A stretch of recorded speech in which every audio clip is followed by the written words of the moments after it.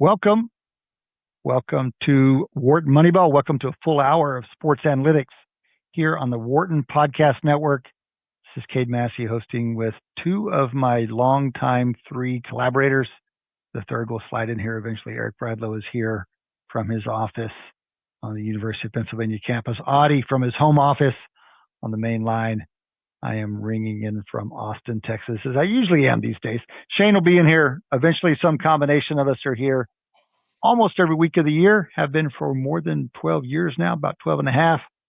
We are recording on a Tuesday afternoon. The show's going to go up on Wednesday. We are in the heat, the heavy heat, at least we are down here in Texas, and baseball season getting a little more serious, football season about to crank up. We have a guest this show. We're going to bring guest in first half hour, do open line second half hour. Our guest is the last stand against football guest. Let's put it that way. We're about to roll into pre-NFL, pre-college, but we got a lot of baseball to talk about. So we thought we would stay with baseball a little while longer. We're delighted to have a first-time guest to introduce him and to lead this conversation with him. I'm going to pass it over to Adi Wyner. I'm delighted to introduce Adam Ottavino. Cade, thank you. As a baseball fan, we watched you pitch many times. A 15-year Major League Baseball player, reliever. Right around, you became a star kind of reliever just as there was a transitioning, I think, from that starter going 7-8 innings to the bullpen starting to play an extremely prominent role. You pitched for 6 years in New York, at least 3 or 4 with the Yankees, a couple with the Mets. We have that interlude in Boston. We tried to forget about that. It's delighted to have you here, Adam. We don't have too many players, and we actually want to do more of that. So we're actually looking out for players who have shown an interest during their playing career in thinking about data. And you were connected to us through one of my former students, Jared Faust, who was with the Mets. He's now the director of analytics for the NBA. And he said, you got to talk to Adam. So I'm really happy you could come and join us here today. So thanks, Adam, for joining us. Yeah, thank you for having me. And all right, so let's just jump in. Everybody talks about pitching and what has happened to pitching in the last, in particular the last 5 years, but you started it earlier than anyone. So let's give us a sense of how you use data, technology to really shape your pitching arsenal. Sure. Yeah. It's a pretty long story, I guess, but, I feel like when I was coming up through the minor leagues, we were still being judged on a lot of traditional metrics. There's still a lot of valuation going on. And oftentimes, looking back on it now, I realized that we kind of lucked into player development. We kind of lucked into progression. Trial and error is kind of the way you would try to fix your pitches or become, better at a skill. But the feedback loop was extremely long and things took a long time in that regard. So then eventually I got to the major leagues where there was a lot more resources and I started digging in on my own performance and tried to look at, numbers of what the best players were doing. And then I tried to reverse engineer that into my own game a little bit. So that was kind of the beginnings of it. And then over the course of the next several years, the technology and the analytics revolution really went to another level. So for me, the first order of business was figuring out what the good players actually do in terms of components of their performance and breaking down, you look at overall performance, what's a guy's results, but then how are they achieving that? So that was the first thing.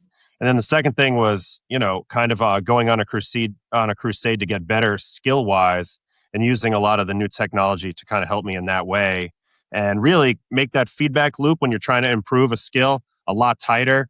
And I was luckily maybe a year and a half ahead of everybody else. Not everybody, but the large majority of players. So that gave me a leg up. But then before I knew it, this stuff was everywhere. So you started with what? What technology? Was it the Rapsodo? Or was it the speed? How did you get even started down this path? Well, I'd say even going further back, starting to look at sites like Fangraphs and basically parse leaderboards and try to figure out what were common denominators of people who were having success, trying to look at the pathways to success, whether it's low walk, high strikeout, just conceptualizing the game differently. Because when we were coming up, we were taught to pitch to contact, Batting average was still very, valued.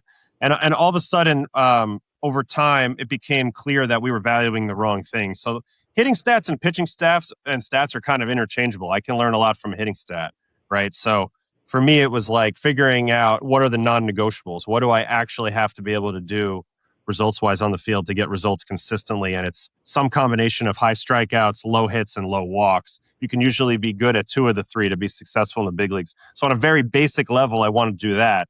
But then when you're thinking about how do I increase my strikeouts or lower my walks, you start to get into this conversation of, well, if I have better stuff, then I can trust it more in the strike zone. That's going to do both things. It's going to increase my strikeouts. It's going to lower my walks.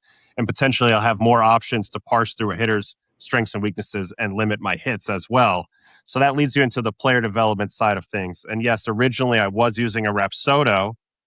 And also, what year did you start using it? I just want to put it in context, just to give our listeners some sense.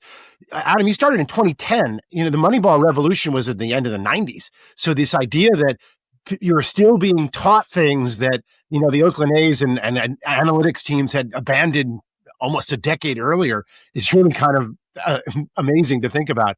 So when did the Rapsodo start coming on? Is that around that time or later? Rapsodo was until like probably 2016. Mm-hmm. So like through that period, like some stuff was being coached super well. Like basically Dave Duncan, who was the pitching coach for the Cardinals, was basically saying, okay, how are runs scored? They're scored by free bases, so walks, and then slugging percentage, like extra base hits. And that's why his philosophy was so built around ground balls, because it reduces slugging percentage and the idea of throwing strikes. So like they were also trying to counteract on base percentage and slugging even at that point in 2010. But in terms of like things that you could actually do to improve your skills, that technology didn't come around until 2015, 16, 17. So the big magic year happened for me between 2017 and 2018 when I started my lab, but I was aware of the Rapsodo before that, probably 2015, 2016. And then eventually that Edgertronic camera, which was one of the bigger breakthroughs, because that was the first time we could really see the ball interacting with our hands at release. It's something that we always wanted. Like me and my dad would talk about that even as a kid. Man, gee, wouldn't it be great if I could see exactly what's happening in perfect clarity at release?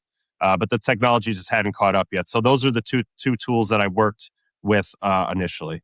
Adam, can you just interject here? Could you just tell us what is a pitching lab? Like, what does that mean to you? You can take that as far as you want to take it. I mean, nowadays, the pitching labs are gathering data on everything that's happening on the mound, whether it's ball flight, ball velocity, mechanics, biomechanics. There's force plates in the mound, a million different things they're trying to get readings on in an effort to understand what's happening in that dynamic movement. So that's kind of what a pitching lab is. Now, I didn't have, Kinetrax or any type of biomechanics information at that time. It was strictly ball flight movement. And then also, like I mentioned, the high-speed camera was allowing a window into maybe a little bit of the how question. Like, okay, I know my breaking ball moves this way, but how am I doing that? Or I know so-and-so throws this pitch, but how is he doing that? These were the unanswerable questions before that technology. I mean, now your iPhone can do it. But at that point, the Edgertronic was the cutting edge thing. And I remember getting wind of this technology and calling up the company on a whim and basically saying, are you getting baseball people that have been calling you about your cameras? And they said, yes, actually. So then I was like, I knew I was in the right place. That first Edgertronic and that year of trying to, basically make my stuff better between 2017 and 2018, that was a big eye-opening moment for me. Did you have a statistician that worked with you? Or like, what did you do with all that data? Yeah. No. So what I initially did that off season, so 2017 was the worst season of my career. I had come back off Tommy John in 2016, and I had a 4-year run, albeit interrupted by injury there, of being pretty good. And I was a little burned out from the rehab process coming out of 2016. So my off season of 2016 going into 17 was not up to par. I struggled to throw consistently. My throwing partner had moved away to Nashville. And ultimately, I just expected my skill to show up when spring training began. And that was a rude awakening. When I showed up, I was lousy. So I think a long story short, I was really bad that whole year. I was really out of whack. And I realized around August of that year that I was going to need to work on the skill side of baseball. That side's just not. It's not just there. You can't just reliably rely on it to be there all the time. Human nature is that you're always going to be drifting one way or another, whether it's your mechanics or your physical ability. Things are always changing, right? So that really caught my attention. So I basically was like, I need to start working on this in the off season, taking advantage of my time. So we started working on getting the space for the lab in August of 2017. And once we were able to figure that out, I knew that I needed some help, right? So I actually flew out to Kent, Washington, went to Driveline, which is in the private sector. They do, baseball training, data-driven baseball training. And it was probably my first real exposure to that world in earnest. So I went out there for a week, mostly to learn about my camera and how to use it, and also kind of what the best practice was for the workflow of a pitch design session.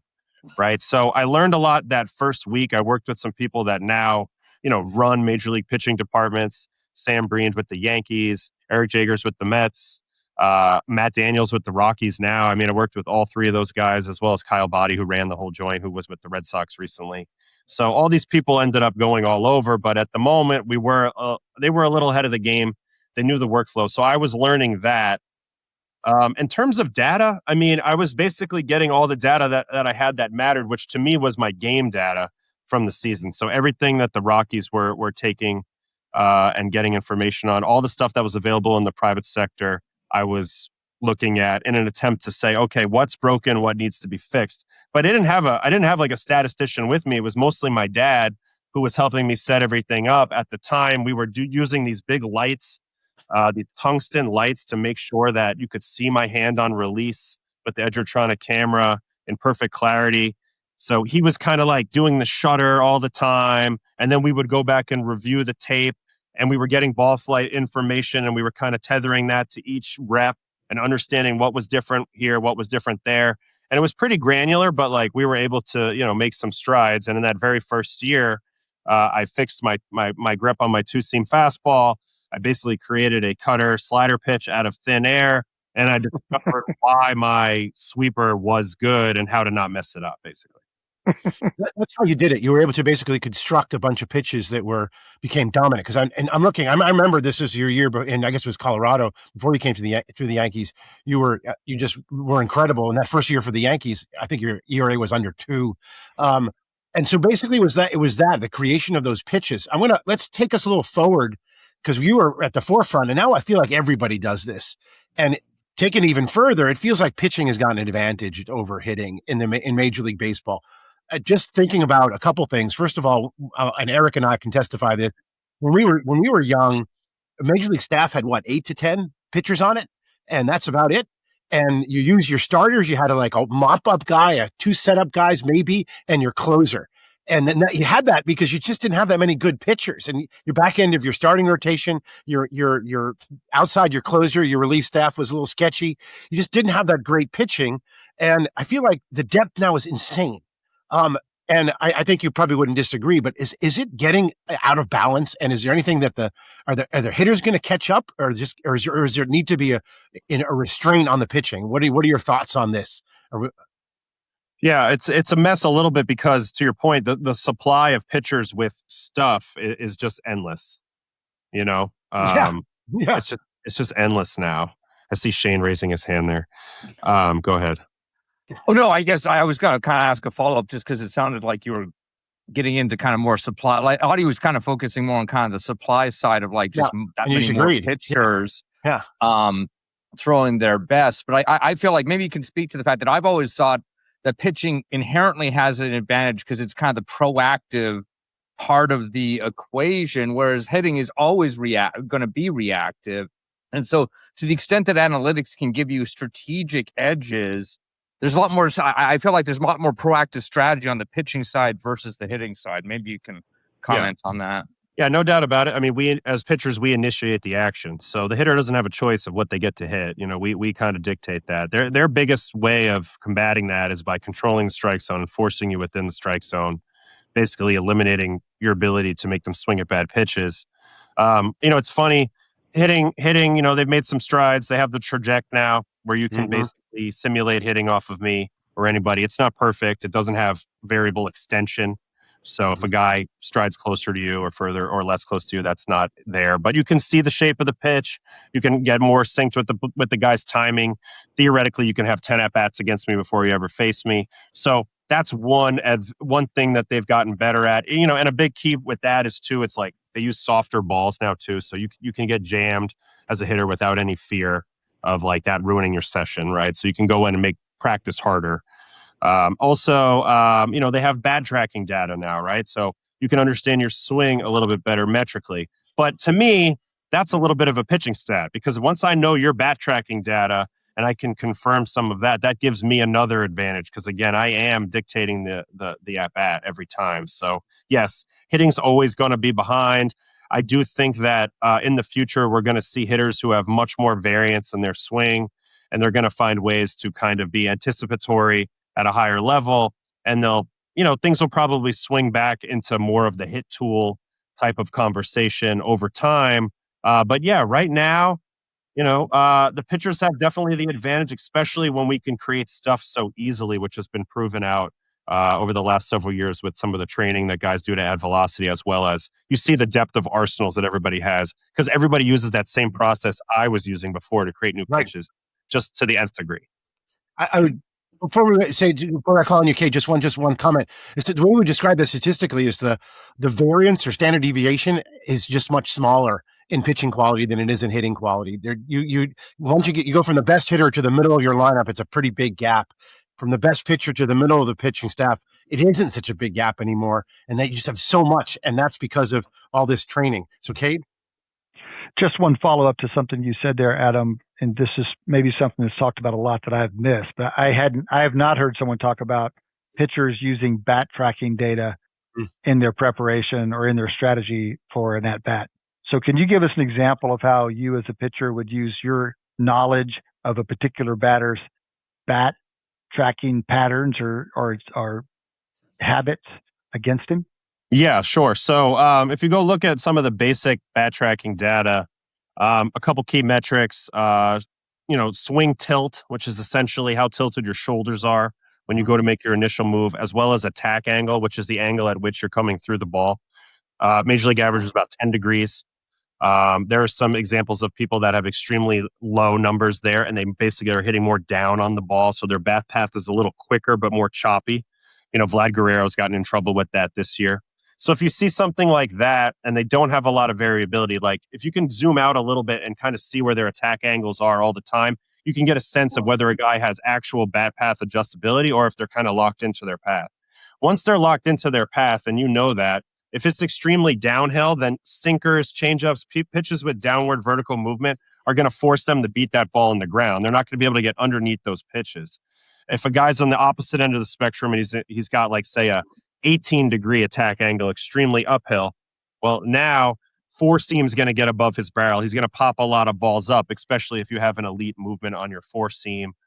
So there's different things that you can mess with. Usually it helps to understand what fastball to use.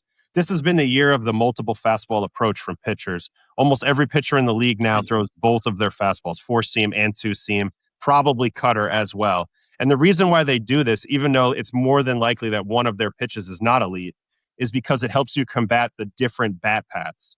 So when you're scouting guys, leading up to a start or leading up to a series, you're definitely aware of what type of swing the guy has and if there's variability in there. Anybody who doesn't have a level of variability, they're probably going to get pitched in the exact way they don't want to get pitched. So it becomes an execution game. And if I execute, then I'm probably going to win. So this is fascinating because there's so much to learn about each batter. Does the pitcher expect it to keep this in his head, or is it the catcher, or is it the dugout? Who's figuring all this out before the game and during the game to make this actually executable? Yeah, I mean, really, the teams now have taken the onus on a lot. I mean, we've actually seen teams now that are calling pitches from the dugout. When you get a heat map now from a high-level organization in terms of how to attack a batter, it's your strengths overlaid with their weaknesses. A lot of things are baked into that. Some of the smarter teams are taking swing path into account. And honestly, swing path usually shows up in the results anyway. Like if you have a swing path that's a certain like uphill. You're going to struggle at the top of the zone on 4-seam fastballs.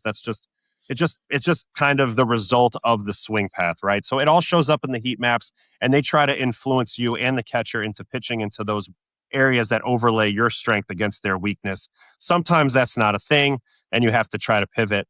But for me, the major league game at the highest of high levels is actually really played pitch to pitch. I think there's quite a few hitters that do have the ability to be anticipatory and cover both four-seamers and sinkers and things of that nature. So to me, there's a lot of liquid analytics going on while a veteran might be pitching. Like they're kind of looking for cues within the hitter to understand where they are timing-wise, where their barrel is in space in real time, and then they're making adjustments off of that. But the team does try to dictate a lot of this. And yes, this is a lot of information. And most pitchers don't want to be crippled by it. So most pitchers kind of leave the onus on the catcher or on the team to game plan, and they'll just go out there and be a target hitter. But I think the best pitchers in the game take ownership over this stuff, and they figure out kind of how it works and how it works within their own context because they have more information, like how convicted they are on a given day to throw this or that. So to me, the best pitchers in the game are aware of this, and they have all this kind of in their Rolodex. Like we're talking about like a Garrett Cole or a Justin Verlander or somebody like that. This is so relevant. You just mentioned this emergence of calling pitches from the dugout. You're the perfect person to ask this question. What's your position on that? And independent of your position, where do you think the league is going? I've noted that they're calling pitches from the dugout in the college game, both baseball and softball. And we know there was the Marlins that started this, and I know Marlins started it. We've tried to get someone from the Marlins to talk about it, and they're keeping it in the dark. So maybe you can tell us a little bit about the advantages, disadvantages of the pitch calm coming from the dugout. Yeah, I mean, I think that the ultimate goal organizationally when doing that is basically to keep pitchers on their optimal usage. If there's a higher level of strategy than that, I'd love to know. Because I don't think you can have a very good vantage point from the dugout. I can't call pitches for the pitcher, tell him what I suggest without kind of having the pitcher visual or the catcher visual. Because I don't know where every pitch is. I can't necessarily read the swings as well from the dugout. So I think what they're doing is they're building an optimal usage for that pitcher for that game versus those batters based off of expected outcomes. And then they're basically funneling that in there. And I think in the aggregate, it can work really well. But I think, I think in the nitty gritty big moments, like if you watch World Series games or big playoff games, particularly last year, Yamamoto, who ended up being the World Series MVP for the Dodgers, him and Will Smith were doing a great job of reading and reacting in the moment. They had to face the same batters over and over again. Remember, he pitched in 3 games of that series.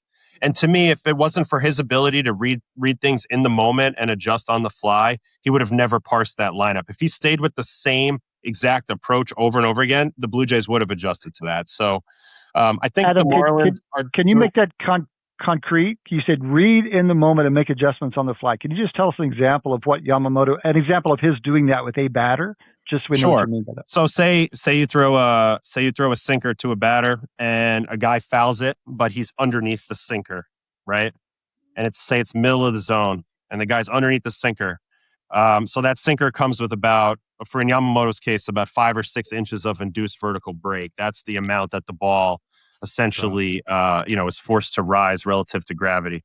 But when he's underneath that pitch and maybe a little bit late on it, like if he hits it underneath and out to over the first base dugout, if he's facing a righty, that cue right there can tell him, well, if I throw a 4-seam fastball, which has an additional 10 inches of induced vertical break, and I locate it higher in the zone, so its entry point to the zone is a lot flatter, its approach angle is a lot flatter, I think that's too much of a gap for the hitter to be able to adjust in one pitch his swing plane.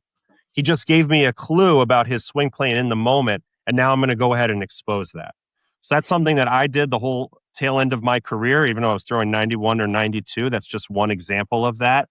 Another example would be to throw, and this happens a lot, you throw a breaking ball that looks like a really enticing pitch. It's a strike. It goes maybe an inch or two off the corner, but the batter has a very comfortable take on that.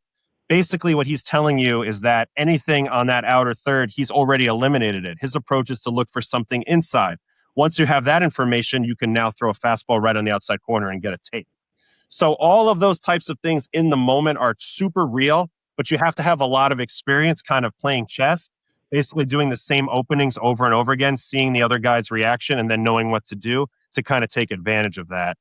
Whereas if you're just following the sheet and you're just pitching towards zones of perceived weakness, I think at a certain point that kind of actually loses its effectiveness. So one of the conversations that we've had over the years talking about baseball is as things have gotten faster and faster and faster, we feel like there's a diminishing role for the control specialist. And in fact, we've argued that if you can't pitch fast, if you're specializing in control, you're never going to make it to the majors. They're just looking for a minimum amount of velocity that's gotten so high.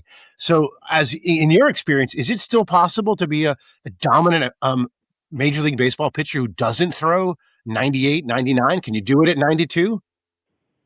Yeah, you can do it at 92. You might have a hard time getting signed, though, to your point. Yeah. Velocity is the way in, right? I mean, the stuff, because it's quantifiable, because now they can put it into an algorithm and basically spit out how you think those pitches would perform. Those become very powerful tools in the minds of front offices, and they're hard to ignore. So it's your ticket in the door is having good stuff. But if you want to have a long career in Major League Baseball, a sustainable long career, you better learn the other layers of pitching. And command is a huge one of those. It's a huge force multiplier. And what you see a lot of teams doing now is they're actually hunting pitchers who do have command, and then they think they can physically develop them once they're in their system.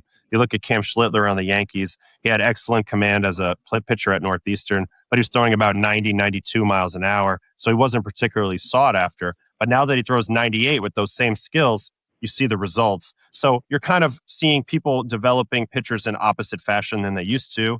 But again, you need to have velocity at some level. It's a prerequisite to get your foot in the door. I do think you can succeed, but you do have the biggest word in baseball, especially pitching, is margin for error. And there's no doubt you have less margin for error with less velocity. Adam, just one quick follow-up to that. Can you tell us, one of the things that Adi has brought to our show, has talked a lot about, is both inter-game variability. Do you know within 1 or 2 innings of pitching whether today is a good day for Adam Ottavino or a bad day? Like, do you know it? And if it's a bad day, do you have a plan B to say, look, I don't have my best stuff. Maybe I don't have as much control, or my pitches aren't breaking as much. How do you, in some sense, update your own belief or how you're doing on a given day? Probably easier for a starter to pivot within a game and just drop a pitch, because he's got more innings to throw. And it's hard, though, to project results. Like, it's hard for me to say, oh, I feel great, they're not touching me today, because baseball is not like that. Anything can happen. But I can tell you how I feel and what I can execute or not execute, and then go from there. As a reliever, I mean, I would try to ignore it mostly because I have to go with my best stuff majority of the time. And it's my job to basically stay sharp all the time. Find a way to mitigate the outings where I do not have my slider or something like that.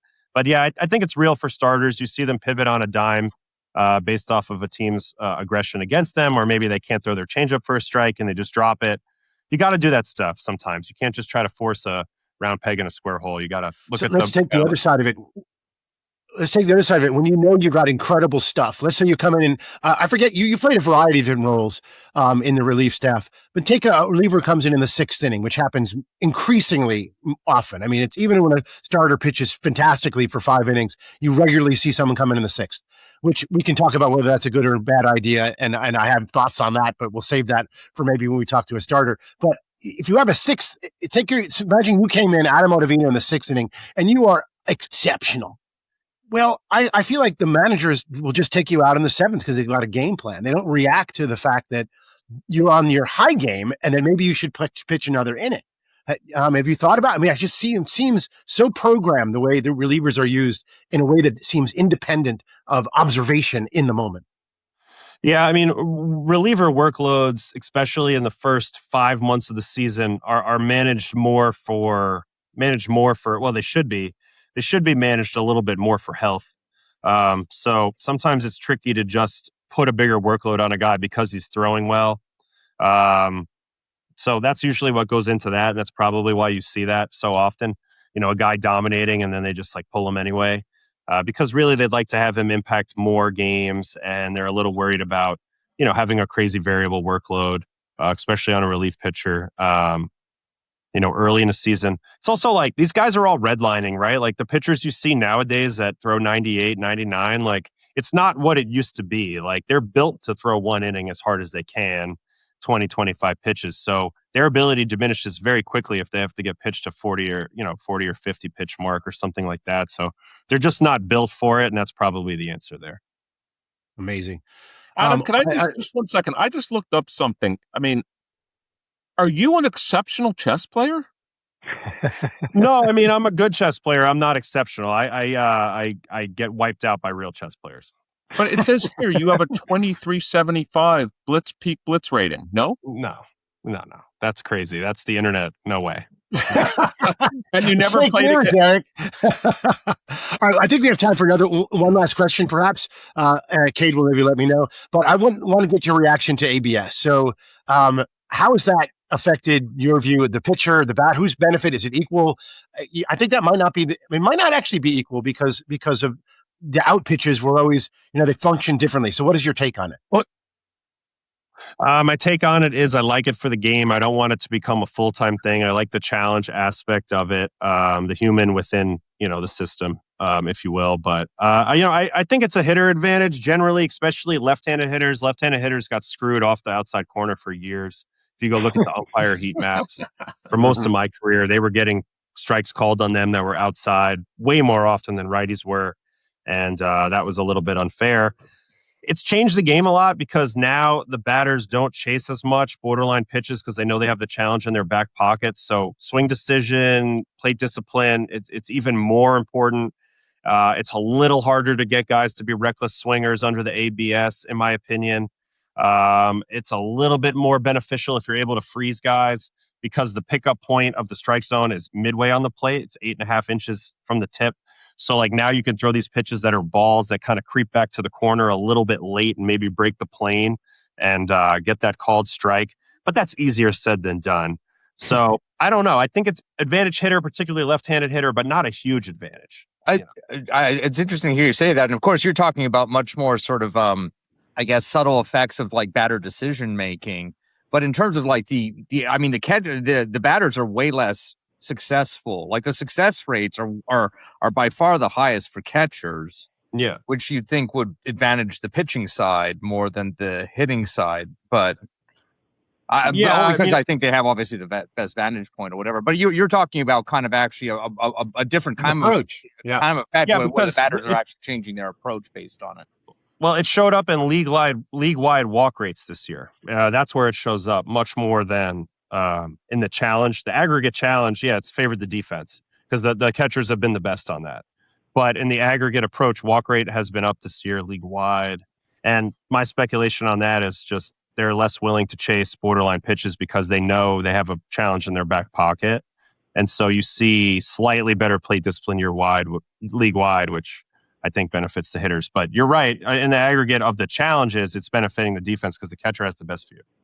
That's actually a great point. So the statistic shows it benefits the offense, but in reality, the defense, but in reality, it might actually benefit the offense because of things you don't actually measure, their chase rates. One last question for you before we let you go.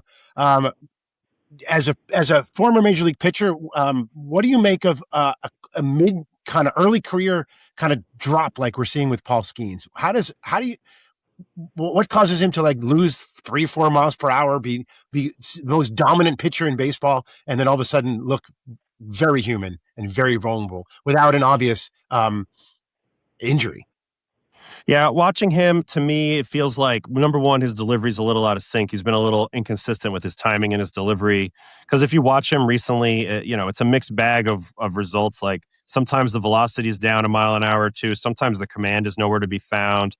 He's beating himself more out there with that lack of command. That's something that he didn't do the first 2 years.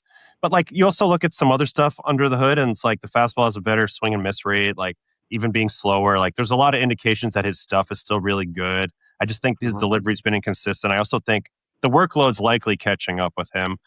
He's been on a pretty big run here lately. He threw a historical amount for LSU. He pitched a crazy workload the last 2 years. WBC before the year. So at a certain point, it's human nature. You're going to go through a period where you're just not as calibrated as you want to be, and there's going to be a downtick in physical ability, and it's going to affect you.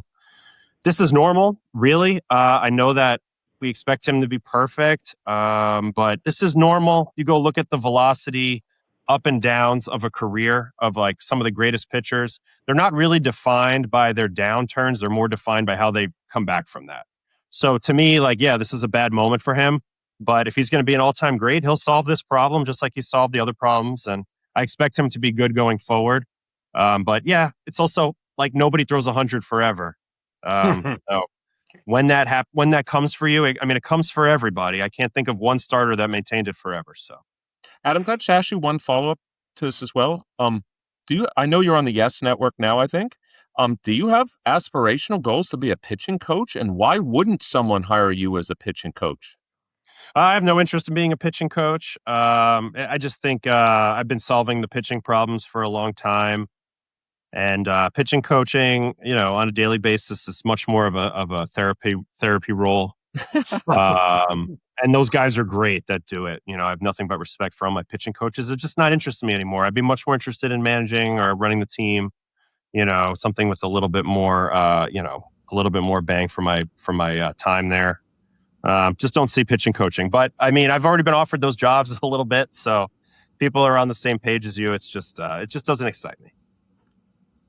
Well, why don't we let Adam go there? Greatly appreciate your making time for us, Adam. Terrific conversation. Wish you the best with everything you have going on. All right, great. Thanks, guys. Absolutely. That's the first half of this week's Wharton Moneyball. Come back and join us after the break. Welcome back. Welcome back to Wharton Moneyball. Welcome to the second half of this week's show. The whole crew is in here. Shane joined a few minutes late, but he was there for virtually the whole first half. Eric and Adi are here. This is Cade, just off the lines with a spectacular guest. I assume you baseball boys were happy enough with that conversation. That was great. Definitely. I learned some things, man. Just fundamental baseball things. This isn't even fancy cutting edge analytics stuff. We learned plenty there too, but just pitchers adapting within an at bat to what they're seeing the batters do. Just that's basic stuff that's been around for 200 years and or 150, whatever it is. And just need to hear him talk that through. We are now open lines, going to hear what else has caught your eye. We've got a number of sports bouncing around, of course. Probably baseball centric, I'm going to guess. But why don't we start? Who wants to start us off with if we get on our horse, guys, we can get 2 rounds in here. What caught your eye in the world of sports? I'll jump in first because I was at a professional baseball game last night. I went to see the Phillies Marlins. It's a great game. What a game. But what's striking to me is that I've been watching a lot of Yankees, and the Yankees can't score, and particularly they can't score without hitting home runs. So it was a pleasure to see 2 teams score with singles and base running and not striking out. And it was just it seemed like old school baseball. By the end of the 4th inning, each team had about eight or nine hits. 4th inning and 8 or 9 hits, and it was great to be in the park because the difference of being in the park and watching on TV, you can appreciate the fielding and the base running in ways you don't really catch when you're watching on TV. So these are 2 strong teams, and they're built. On paper, it looks like the Phillies are a stronger team, but the Marlins are an impressive young team. So the Marlins always develop impressive players for other teams, certainly. For other teams, right. Yeah. Well, they're turning. If they ever get around to if they ever hold on to him for more than a season or 2, then they could potentially build a strong team. What I'll be interested in, Adi, maybe it's something you've talked about, is it's clear from watching the Phillies most of the season that their relievers are not the same quality as. That's the weakness of the team is that middle relief. So, do you think that there's a situation in the postseason where Sanchez and Wheeler and maybe if it's Luzardo, if he's on, that they're like these guys pitch like 8 innings, like Mattingly just says, look, I can't trust these middle relievers, and you know what? I'd rather just leave this starter, and it's the end of the season. I'm not going to worry as much. I can. Well, that would be my immediate reaction, and to say yes to that. But let's just think about what Adam Ottavino told us in the first half. These pitchers are built to do a certain thing, and there's a concern that they might not be able to do something else. I think that's probably overblown in the case of on performance, and I'm not sure they have the data to back up some of the claims about what happens to them if you do this, because they don't really do experiments. Yeah, and Eric was talking about stretching like a starter out that's maybe typically at the regular season they do 6 innings and do 8 instead, as opposed to, I think in the context of the conversation we were having with Adam, it was like a reliever that has a really good first inning, like one inning, do you give them a second inning? That's a lot bigger of a to a certain extent, that's a much bigger workload kind of multiplier than stretching out a starter. Well, and also in the playoffs, you can do so many things at the very end because that's the end of your season, and you can pull that. And so I think that'll help the Phillies in the playoffs, that they won't have to. Certainly, it was the Dodgers' solution to their bullpen woes last year, right? Is just have their starting pitchers go 8 innings. Right. 8 innings.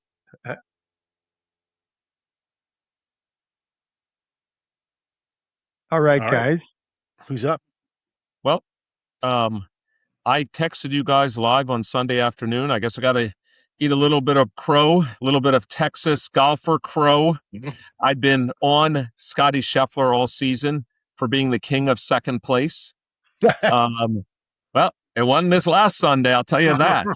And as appropriately pointed out by Cade on the text chain, not only did he win by 8 strokes, but these are the top 70 golfers this season. So it's not like you say, well, there's a bunch of, this is a weak tournament with a weak field. No, these were the top 70 golfers. Now, you could make an argument that some of the golfers there that are already in the top 30. Just to remind everybody, it goes 70 this last week to 50 to the BMW to the Players Championship. That's 30. I'll make it up. If I'm Rory McIlroy, who, by the way, played horrifically, I think he ended up 20 shots behind Scheffler. But let's imagine he doesn't play well last week in this. It doesn't matter. He's in the top 30. As long as he plays well, that last round, he can still win the FedEx. But I don't remember a round of golf. I watched all day Saturday and Sunday. I don't think he hit one bad shot. I mean, this was the Scotty Scheffler. I mean, he plays like that. He's winning every tournament he plays. No, I'm not saying he can play like that all the time, but his iron play. He can show he's a master playing almost like that, right? Yeah, no, I'm just saying his iron play was beautiful. He was number 1 in putting, which people have said is his Achilles heel.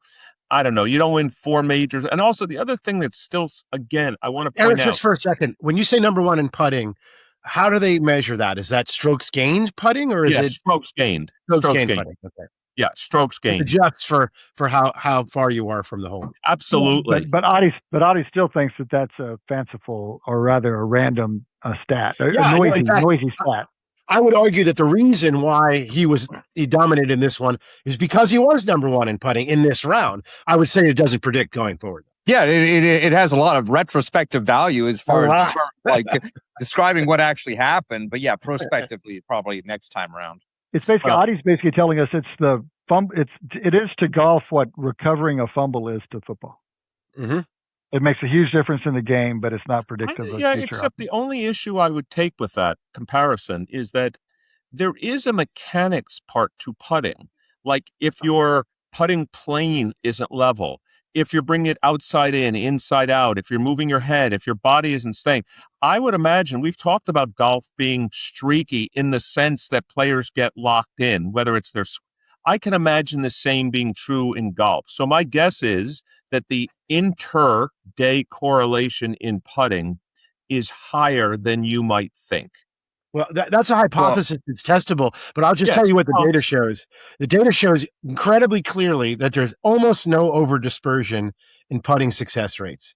Meaning over-dispersion. So if you look at putting success rates among players, if you started with the belief that everybody's equal, you're still going to see different strokes gained percentages or whatever number you want to use to evaluate putting across golfers over the course of a season. Why? Because there's luck, right? Look, Ricky, that's just saying if we four all flipped coins, we're all flipping pair of coins and have equal coin flipping ability doesn't mean we're not going to have dispersion. There will be dispersion. And then you're going to come in and say over dispersion is more than you would get if it was just randomly distributed. And that would be because somebody actually has skill, positive or negative. Okay, now we understand over dispersion. Bingo. It's a beautiful explanation. And so if you imagine that all the golfers are just tossing coins, you'd see a certain amount of variability due to randomness. And then any extra variability would be due to differences in performance. And we know how to measure the amount of randomness you expect to see from randomness. And there isn't more. There's a tiny bit more. And it's so little that we essentially locate a couple of on the high side and a couple on the low side, but not with power. I think there's about one or two that pass an FDR threshold that's reasonably strong that we can categorically I didn't know say. Franklin Delano Roosevelt did statistics. No. Yeah. You might, how much, but let me say, by the way, you know how Adi, much presidents love golfing, just to support what you said. And this one actually has a reference to it. According to Gemini, the round-to-round correlation between strokes gained putting, it puts it, this, I'll use its exact words, Adi, incredibly low, sitting at 0.05 to 0.1, as opposed to strokes gained off the tee, which is around 0.4. So it concurs with you that this is not, matter of fact, Adi, it uses let me just tell you exactly what it says, which is your words. This means a player's putting performance in round one has almost zero predictive power about how they will putt in round two. And Eric, we can take it back to your mechanical hypothesis, and you're right. Of course, there's mechanics involved with the putt, but consider how much less mechanical is involved with the putt than with every other swing. I mean, it's just so compressed relative to every other swing. It has to be the variance in those mechanics is also compressed. Either way, I have full expectation, maybe not on his putting side, but Adi, you've talked about this many times. If Scotty Scheffler's hitting the ball 8 feet from the hole and I'm hitting it 20, doesn't matter how hot a putter I am. So, he's gonna. I have no reason to believe he's not the heavy favorite for these last two rounds of the Players Championship. Let me just jump in and say I've enjoyed. I think this may be the first year. The FedEx Cup's been going on for 20 years. I've never really paid any attention to it. I'm only marginally paying attention this time. But the cut downs are fun. I care more about.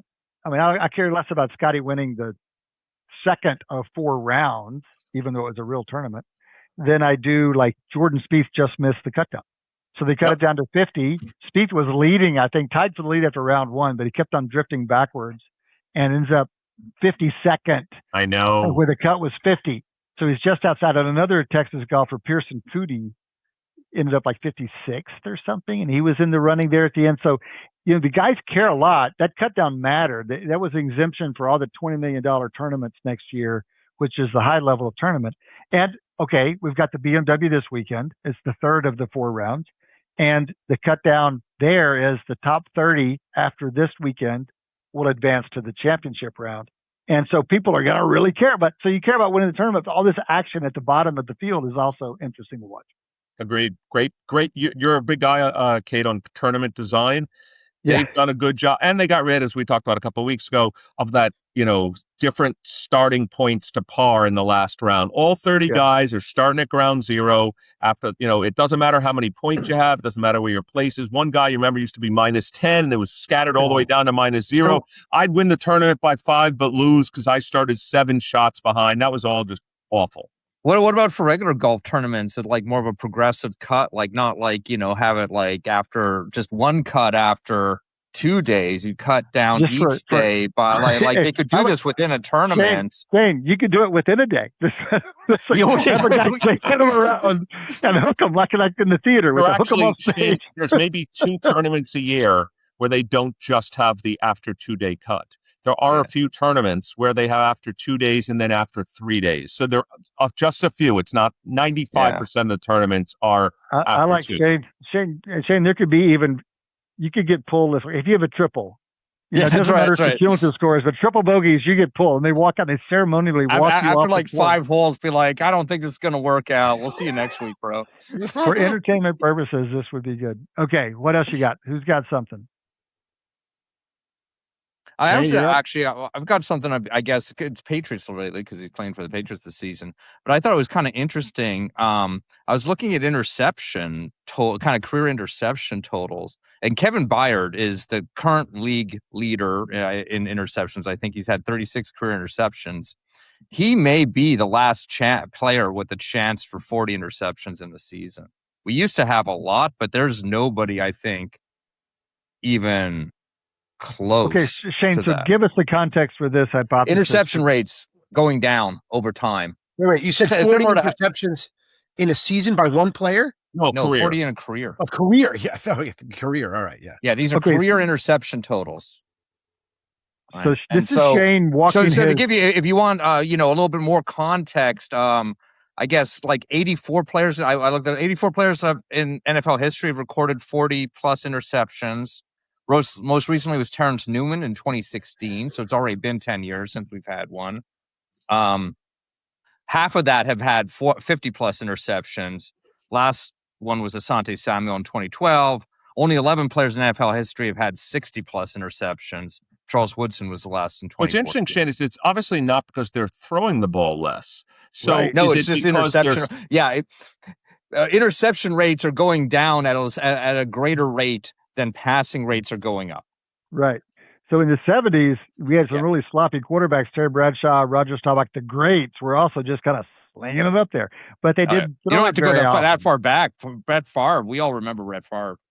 That wasn't that long. Well, Shane, but I was going to say that, but they were also running the ball in the 70s a lot more. Could it also be a role of analytics in the sense that there's no way I'm throwing to that guy's side of the field, and there's just advanced analytics that just says, how can you pick the ball off? The ball's not thrown towards you. It would be interesting to kind of, These sort of, I always thought it was kind of more just a coaching thing where, like, there's just so much emphasis towards avoiding turnovers.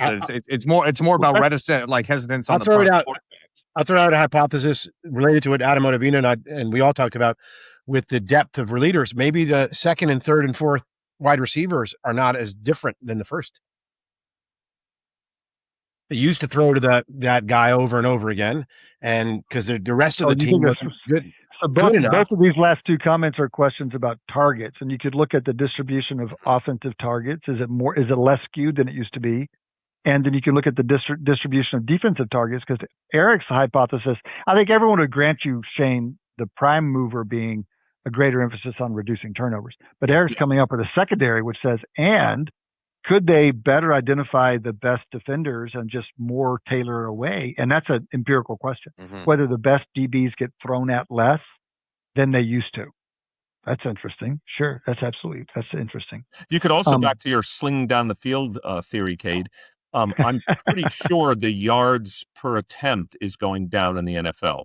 So it's hard to kick off a 6-yard pass as opposed to the, Air Coryell, let's gun it down the field 30 yards and, gain big chunks. And, that's another possibility is that I was going to bring that up, that I wonder if and that's again a part more on the quarterback side where the quarterbacks are kind of being, trained and offensive systems are being built around more kind of short passing games and that's going to just have less interceptions.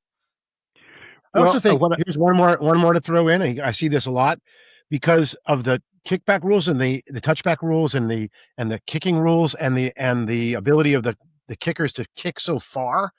I feel like there's no desperate long field passes as much because they just need to be like barely past midfield and they kick a field goal.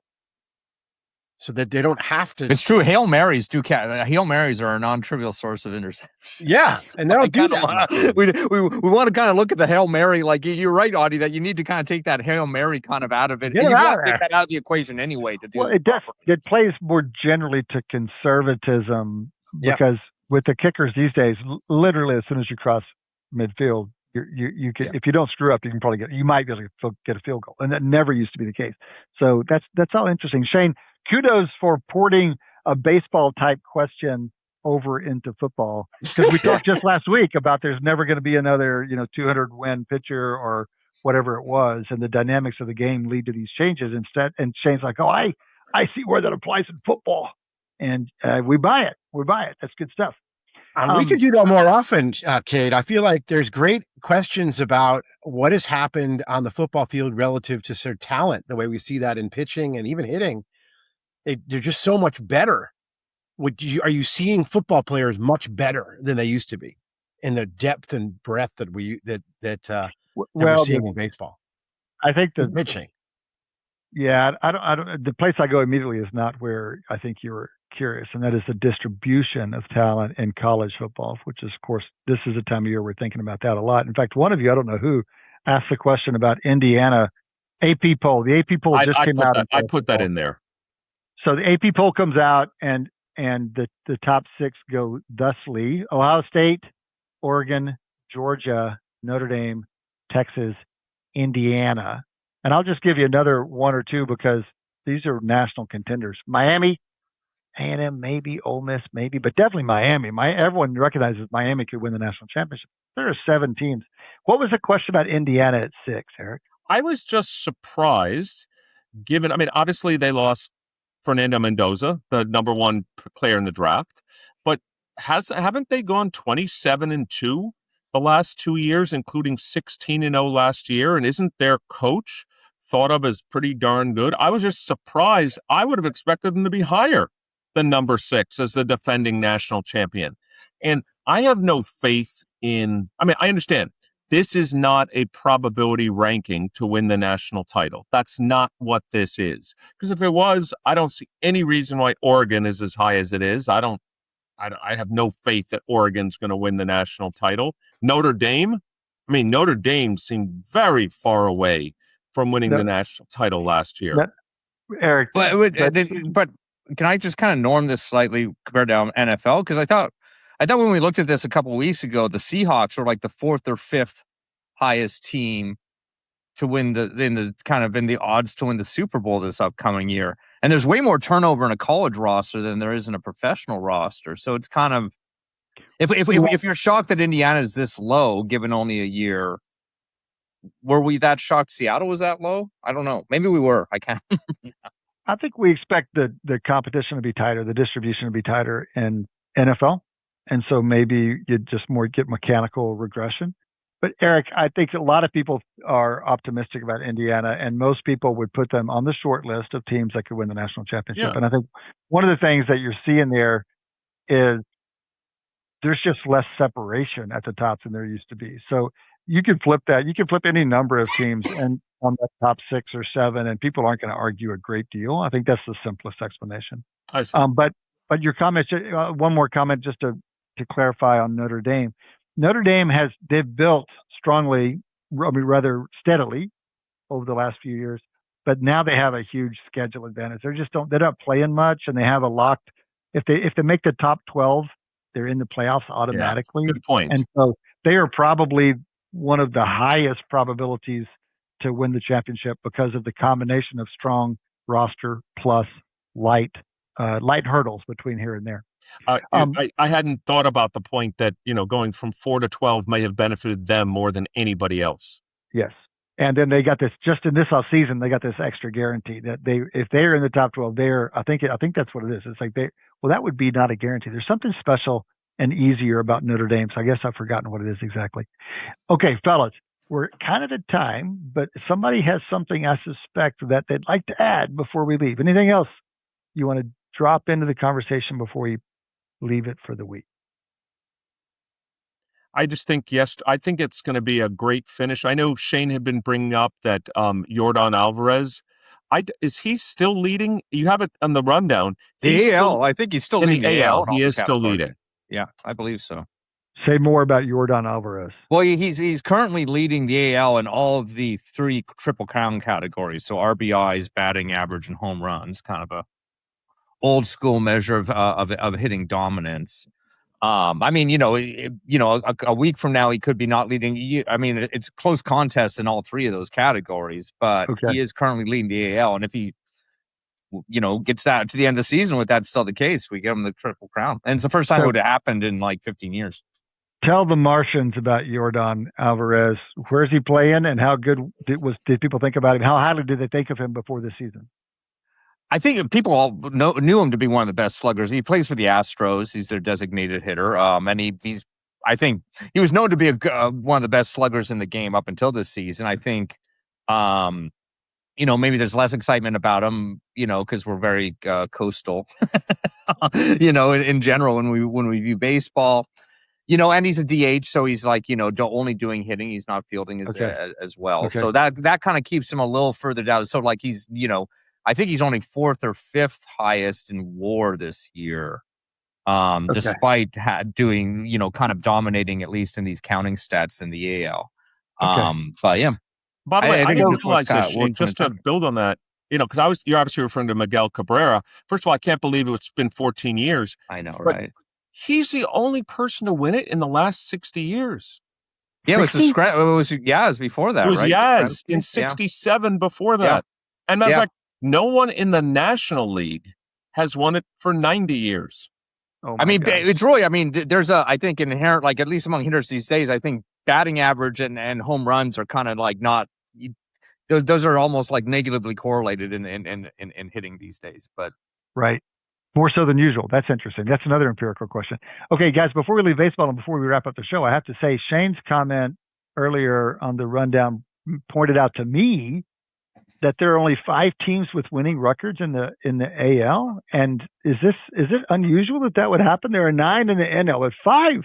There's just the whole AL's just awash with under 500 teams. And I'm not talking about a bunch of 50-50s. They're like 3 games below, and then one of the 5 is like 1 game above. And so we're about 2 days away from having 4 teams that are above winning in AL. What's going on? yeah, I mean, honestly, I've been complaining about the AL Central for like a decade now, so I'm not going to go there. But the usual AL Central not putting up any good teams has now combined with the AL West not putting up any good teams, so that the AL leader, literally, I think the Blue Jays are still in last place in the AL East, and they're like a half a game out of the wild card spot. And they're in last place. And they're in last place in the AL East. The last place team in the AL East is a half a game out of the wild card spot. Obviously, not all teams from the AL can make the playoffs, but right now it's lined up so that at least 4 out of the 5 do. And meantime, the Rays have slipped up to have tied for the second best record. They're tied with the Dodgers they're actually ahead of the Dodgers in win percentage. Second best record in Major League Baseball. That is your division rival, Rays. Any word on those guys? I keep expecting them to stop it. I don't know. That's I'm used to looking kind of up at that as a Red Sox fan. I'm not surprised we're kind of looking up at the Yankees at this point of the season, though the journey the Red Sox have taken has been very but just weird. remarkably, but to still be looking up at the Rays is a surprise to me. This is something people analyze. If I look at their run differential, Adi's talked about this many times. They're actually only at plus 53 for the season. The Dodgers are at plus 142. So they have a better winning percentage. And the Yankees and the Red Sox are way beyond the Rays in terms of run differential. So something about the Tigers, listen to this. The Tigers are 3 games below 500, and their run differential is plus 86. The Rays are 26 games over 500, and their run differential is 53. So the trick is to win by a little, and it doesn't matter if you win by a lot. It doesn't help you, right? I know, but it also means that the Rays, and this has been true. I know this is true for the season. I know they're leading the majors, not shockingly, Adi, in 1-run wins. Yeah, they're winning a lot of close games, which means they must have a decent bullpen. I'm just saying. Or they're getting blown out in their losses, as Adi was saying. Well, that's another possibility. So, guys, go ahead. Y'all are more sophisticated than I am. You're quicker, certainly mathematically. You're using run differential as kind of a proxy for the Pythagorean theorem, and so I'm curious what it doesn't pick up. So your run differential is a more fundamental view, presumably, of the team's ability than their win-loss record. But Pythagorean theorem is a better way to do that. What does the run differential alone not get? That Pythagorean theorem. I can answer this because I talk about it in Moneyball every year. So basically, run differential is the difference. Pythagorean is based on the ratio. So the Pythagorean is the win W over L is equal to runs scored divided by runs allowed to the power of 2. That's the same formula as the Pythagorean. So it's based on the ratio. So it's a little bit better when you're looking at very disparate run environments. So you want to know that you care about the ratio of your scoring to allowing. But in today's game, where the environments are all pretty close, it's completely linear, and you get essentially the same thing. So, but Cade, you were kind of asking a little bit like what you think it's, what it's not kind of picking up on. I think one way in which you kind of see some consistent residuals away from the Pythagorean expectation is high quality bullpen. Yep.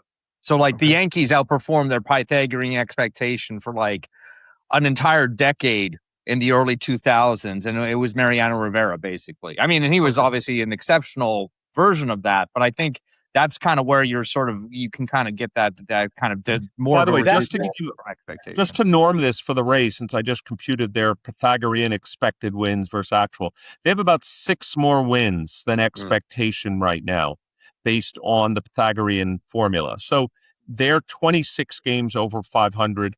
They would be about 13 or 14 games over 500. So it's, you add 6 you subtract 6 wins and add 6 losses is what I'm saying. Even the worst version of the Rays is better than any AL Central or West team. All right. That's a crazy differential. And 6 is high. 6 is high. Oh yeah. Oh my God. At the end of the season, it's high, and we're not even at the end of the season. Actually, end of the season, you'd expect it to be higher. Because the RMSE is, if you on wins, will be bigger as the game goes on, but on winning percentage it's lower. So it's a lot. And Shane, I'm still pretty confident that when it gets to the playoffs, if the Rays are playing one of the teams from the AL West, you're still going to flip your coin. Maybe you'll give them a slight advantage with the coin, but not much. Oh yeah, no, that's right. It'll still be coin flips at that point for sure. Unless it's the Yankees playing an AL Central team, in which case you don't even have to use a coin. We love the Twins.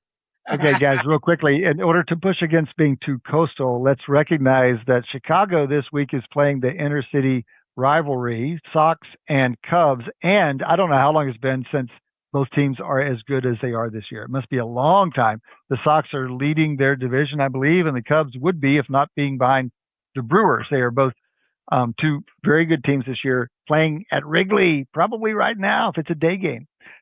But good fun. You guys have to tear your eyes away from the coast periodically. All right, guys, that has been another episode of Wharton Moneyball. For the whole crew here, for Adi Wyner, for Shane Jensen, for Eric Bradlow, this is Cade Massey. Big thanks to Jacob Grodnick and the Grod team who make this thing run, and to Dee Patel, our big boss lady, keeping us on track. Thank you guys for listening. Come back and join us next time. Between now and then, enjoy your sports.